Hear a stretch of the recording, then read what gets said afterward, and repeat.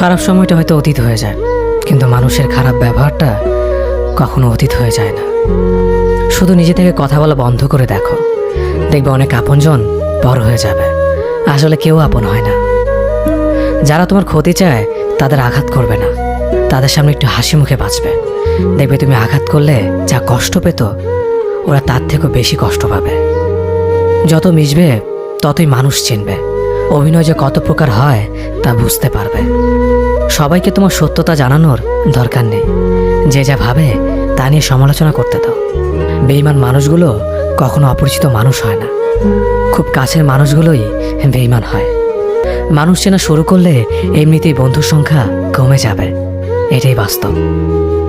3টি কথা মনে রাখবেন: যে তোমাকে সাহায্য করে তাকে কখনো ভুলে যেও না, যে তোমাকে ভালোবাসে তাকে কখনো ঘৃণা করো না, যে তোমাকে বিশ্বাস করে তাকে কখনো ঠকিও না।